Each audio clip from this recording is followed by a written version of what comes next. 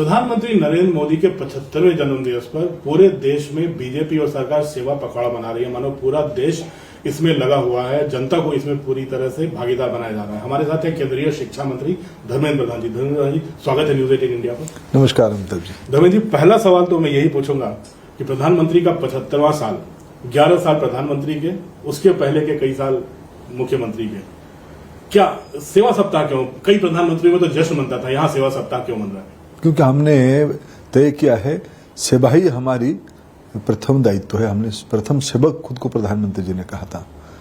हमने ये तय किया था कि हम पंडित दीनदयाल उपाध्याय जी के आज जन्मदिन भी है, उनकी सब हम लोग अनुयायी है। एकात्म मार्गदर्शन में एक कल्याणकारी व्यवस्था की बात कही गई है, जिसलिए प्रधानमंत्री जी ने उसको 2012 के अनुवर जब राष्ट्रीय अभियान में आए, उन्होंने कहा कि सबका साथ, सबका विकास, सबका विश्वास, सभी के लिए प्रयास। ये सब बिना सेवा के कैसे संभव होगा? ये सत्ता, ये दायित्व, ये अधिकार स्व कल्याण के लिए नहीं है, समाज कल्याण के लिए है। समाज कल्याण सेवा के माध्यम से हो पाएगा। ये जब एक बहुत बड़ा अवसर मिला है माननीय प्रधानमंत्री जी की सार्वजनिक जीवन में, पब्लिक ऑफिस में हेड ऑफ द गवर्नमेंट करके उनकी भी 25 साल हो गए, उनकी आयु भी 75 साल हुए।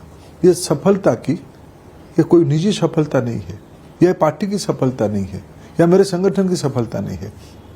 भारत की एक सामान्य व्यक्ति, सामान्य घर के व्यक्ति उस प्रकार की सामाजिक अर्थनीतिक पृष्ठभूमि में आके भारत की प्रजातंत्र ने ही अवसर दिया, भारत के लोगों ने ही अवसर दिया, उनको एक अवसर दिया सेवा की।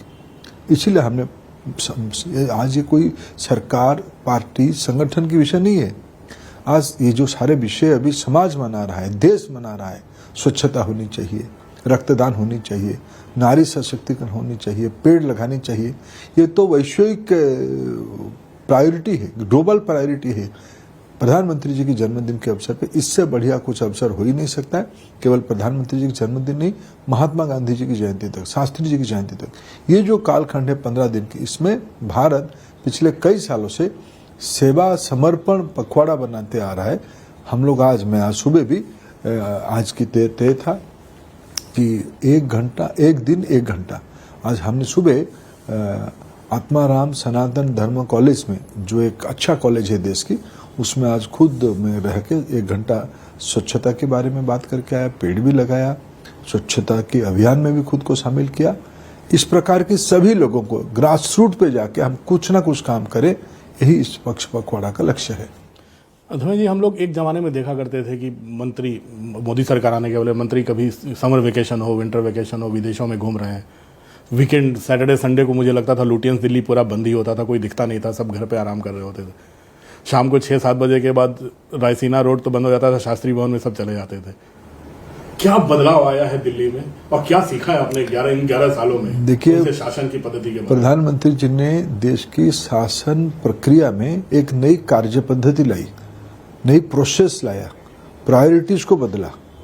वो खुद भी छुट्टी लिए और उन्होंने प्रेरित किया, कोई बाध्य नहीं किया, प्रेरित किया व्यवस्था को, वो अधिकारी हो या कर्मचारी हो या हम जैसे सामाजिक राजनीतिक कार्यकर्ता हो। जब खुद नेतृत्व एक मिसाल तय करता है, मिसाल खड़ा करता है, एक एग्जाम्पल बन जाता है, तब अपने आप में एक फिलोसॉफिकल एक इम्पैक्ट आता है, एक आध्यात्मिक इम्पैक्ट आता है। आज प्रधानमंत्री जी ने खुद की पराकाष्ठा से, परिश्रम से खुद को एक उदाहरण उन्होंने बनाया। इसलिए देश सेवा जब प्रायोरिटी होती है, देश की लक्ष्य, देश की विकास जब प्रायोरिटी होती है, ये छुट्टी उसी में हो जाती है। फाइनली छुट्टी में क्या होती है? रिलैक्स तो होती है, मन को आनंद तो लाना पड़ता है। प्रधानमंत्री जी ने काम से ही आनंद, इसकी एक नई प्रक्रिया लाई। पहले भी था ये, आज उन्होंने उसको पुनः स्मृति करवाया, पुनः स्मरण करा के उसको स्थापित किया। ये हम लोगों के लिए एक पाथवे है। धर्मेंद्र जी, आप भी देखा जाए तो एक काफ़ी नीचे से जो ग्राइंडिंग होता है पार्टी का, उससे ऊपर आए कार्यकर्ता। आप पार्टी महासचिव भी रहे, आप युवा सांसद भी रहे, महासचिव भी रहे, पार्टी के संगठन में काम किया, कई राज्यों के प्रभारी रहे, आप केंद्रीय मंत्री हैं 11 साल से। धर्मेंद्र जी, इन तमाम दौर में आपने प्रधानमंत्री से कोई ऐसा वाकया है जो आपको लगा हो कि प्रधानमंत्री जी ने किया और मैं उससे सीख के उसको अपने जीवन में अपना रहा हूँ? देखिए, एक ही वाकया नहीं है, पूरा प्रधानमंत्री जी की हर पल हम जब मिलने का अवसर होता है या उनके बारे में पढ़ने की, जानने का अवसर होता है, हमको लगता है कि ये एक उत्प्रेरक व्यक्ति है, ये एक इंस्पायरिंग पर्सनालिटी है। मैं आपको एक घटना बताऊं, मैं ABVP के काम उड़ीसा में कर रहा था, मैं वेस्टर्न पार्ट में प्रवास कर रहा था। 90s में हमारे नेता श्री मुरली मनोहर जोशी जी के नेतृत्व में एकता यात्रा देश में शुरू हुई। कश्मीर को देश के साथ जुड़े रखने के लिए श्यामा प्रसाद जी की बलिदान हुई थी। जोशी जी ने उस पीड़ा को और एक बार उठाई, उन्होंने एक बड़ा अभियान किया देश में। माननीय नरेंद्र मोदी जी, माननीय मुरली मनोहर जोशी जी की उस अभियान का प्रमुख संचालक थे। कलाहंडी जिले में छत्तीसगढ़, आज के छत्तीसगढ़ तब के मध्य प्रदेश और उड़ीसा की सीमा में माननीय जोशी जी की यात्रा पास थ्रू किया, वहीं उड़ीसा होके गया। मेरे को एक कार्यकर्ता ने उसकी कुछ दिन के बाद आके मिला कि साहब एक नेता आए थे हमारी, मैं उनके नाम भूल रहा हूँ, लेकिन उनकी इतनी अजोशी भाषण हुई, कि हम लोग सब प्रेरित हुए उसमें से। तब हमने पता किया किन की भाषण हुई, तब माननीय नरेंद्र मोदी जी की भाषण हुई। तब से पहली बार उनको हमने एक पब्लिक पर्सनैलिटी करके जानते थे, 3-4 साल पहले से 85 ऑनवर्ड से पढ़ते थे उनके बारे में, लेकिन उनकी पब्लिक लीडरशिप की एक का उदाहरण हमने देखा। बाद में मैं जो बिना मिले उनकी इम्पैक्ट में कह रहा हूँ, एक पूरी जिले में एक बक्कू करके एक छोटी सी गांव है, बड़ा सांस्कृतिक केंद्र है।